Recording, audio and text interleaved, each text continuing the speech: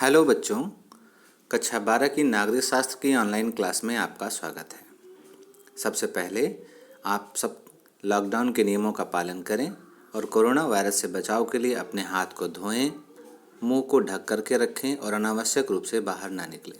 आइए अब हम लोग अपने विषय पर आते हैं। नागरिक शास्त्र को समझने से पहले हम लोगों को ये जानना जरूरी है कि पूरा नागरिक शास्त्र का पूरा पाठ्यक्रम है क्या। देखिए, सबसे पहले नागरिक शास्त्र का पूरा पाठ्यक्रम देखा जाए तो ये 2 खंडों में डिवाइड है, खंड का और खंड खा। खंड का है समकालीन विश्व में राजनीति और दूसरा है स्वतंत्र भारत में राजनीति। ये पूरा का पूरा खंड का 4 यूनिट में डिवाइड है, इकाई 1, इकाई 2, इकाई 3 और इकाई 4। और हर चैप्टर में आप देख रहे होंगे कि हर इकाई में लगभग 2-2 चैप्टर हैं। उसी तरह से खंड खा है जिसमें 3 यूनिट में डिवाइड किया गया है, इकाई 5, इकाई 6 और इकाई 7।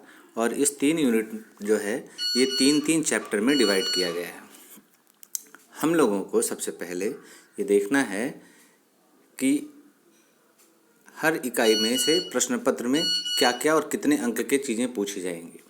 आप सबको पता ही होगा कि अब प्रश्न पत्र केवल 1 होगा, प्रथम अथवा द्वितीय प्रश्न पत्र नहीं होगा और ये पूरा का पूरा अधिकतम 100 अंक में डिवाइड होगा। इकाई 1 और इकाई 2, इकाई 3, इकाई 4 ये प्रथम खंड में हैं, 5, 6 और 7 ये द्वितीय खंड में हैं। अगर आप देखें तो शीत युद्ध का दौर और 2 ध्रुवीयता इकाई 1 में है और इन दोनों से लगभग 14 अंक के प्रश्न पूछे जाएंगे। उसी तरह से इकाई 2 से 16 अंक के प्रश्न पूछे जाएंगे और इकाई 3 से 10 अंक के प्रश्न और इकाई 4 से 10 अंक के प्रश्न। तो इस तरह से पहले खंड से कुल मिलाकर के ये 50 अंक के प्रश्न पूछे जाएंगे। खंड खा में आते हैं स्वतंत्र भारत की राजनीति। ये भी पूरे तरह से 50 अंक का है।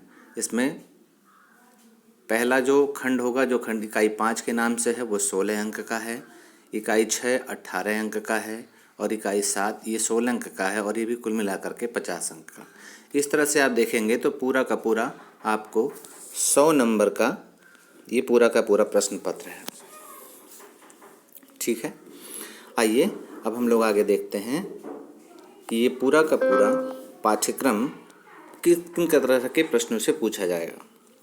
आपके प्रश्न पत्र में कुल मिलाकर के लगभग 32 प्रश्न आएंगे। ठीक है,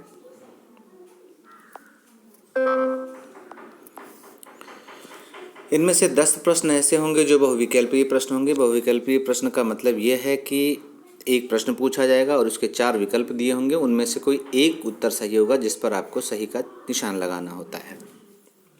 दूसरे अति लघु उत्तरीय प्रश्न होंगे, लगभग 10 प्रश्न होंगे, प्रत्येक प्रश्न 2 अंक का होगा और कुल मिलाकर के ये 20 नंबर के प्रश्न होंगे। अति लघु उत्तरीय का मतलब होता है कि जिन प्रश्नों के उत्तर लगभग 1 लाइनों में अथवा 50 शब्दों में दिया जा सके है।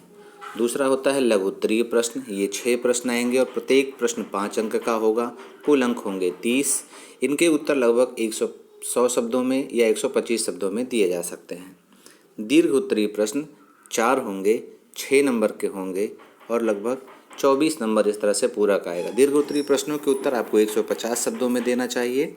और आएगा एक अति दीर्घ उत्तरीय प्रश्न, ये 2 प्रश्न होंगे, ये कम से कम 250 से 350 शब्द या उससे अधिक शब्दों में आप लिख सकते हैं। प्रत्येक प्रश्न 8 अंक का होगा, इस तरह से कुल 16 अंक और ये संपूर्ण मिलाकर के पूरा 100 अंक होगा। जो भी प्रश्न पत्र में आपसे प्रश्न पूछे जाएंगे उनका उद्देश्य क्या है, प्रश्नों का उद्देश्य किस तरह से होता है, इसमें पूरा विभाजन किया गया है। 3 तरह के प्रश्न पूछे जाते हैं, एक ज्ञानात्मक होता है, दूसरा बोधात्मक और तीसरा अनुप्रयोगात्मक प्रश्न होगा। जो ज्ञानात्मक प्रश्न है, ज्ञानात्मक प्रश्न का मतलब है कि जो आपके ज्ञान को अथवा तथ्यों को समझने की कोशिश करेंगे। ऐसे प्रश्न 40 अंकों के आएंगे, मतलब कि उनका प्रतिशत 40% होगा। दूसरा बोधात्मक प्रश्न, बोधात्मक प्रश्न ऐसे होते हैं जो आपकी समझ पर आधारित होते हैं। तथ्यों को रटने की बजाय जब तक आप चीज़ों को समझेंगे नहीं तब तक ऐसे प्रश्नों का जवाब नहीं दे सकते हैं। इसलिए इस विषय में आपको ध्यान में रखना है कि न सिर्फ फैक्ट को याद रखना है या तथ्यों को ध्यान में रखना है, बल्कि उन्हें समझना भी है और जहाँ कहीं समझ में ना आए वहाँ आपको पूछना भी है। और ऐसे प्रश्न आपको लगभग 40 अंक के पूछे जाएंगे। तीसरे होते हैं अनुप्रयोगात्मक प्रश्न। अनुप्रयोगात्मक का मतलब होता है कि जिन्हें आप प्रयोग करते हैं, प्रयोग करके देखते हैं उनमें क्या निकल रहा है, उसके परिणाम क्या आ रहे हैं और प्रयोग कैसे किए जा रहे हैं, और उनसे समझने की कोशिश करते हैं किसी भी खंड को। ऐसे प्रश्न 20 अंक के पूछे जाएंगे। इस तरह से पूरा 40% और 20% के इसमें पूरा का पूरा डिवाइड है। प्रश्न कठिन होंगे या सरल होंगे ये आपके दिमाग में आ रहा होगा। तो सबसे पहले आपको ये जानना है कि सरल प्रश्न भी होंगे और ये लगभग 30 अंकों के प्रश्न होंगे। सरल का मतलब ये होगा कि आपको जिन्हें करने में आसानी होगी, लेकिन उसके लिए भी आपको पढ़ना पड़ेगा। दूसरा सामान्य प्रश्न होंगे जो सामान्य समझ पर आधारित होंगे, जिनके लिए थोड़ी मेहनत की आवश्यकता होगी, और ऐसे प्रश्नों की संख्या 50, लगभग आधे प्रश्न ऐसे होंगे। और जो कठिन प्रश्न होंगे जिनमें आपको सोचने की आवश्यकता पड़ेगी, अपनी समझ का स्तर विकसित करना पड़ेगा, और वो अभी से ही आपको करना होगा, और ये 20 अंकों के प्रश्न होंगे। इस तरह से कुल मिलाकर के 100 अंक होंगे। चलिए अब आते हैं हम लोग अपने पूरे पाठ्यक्रम पर।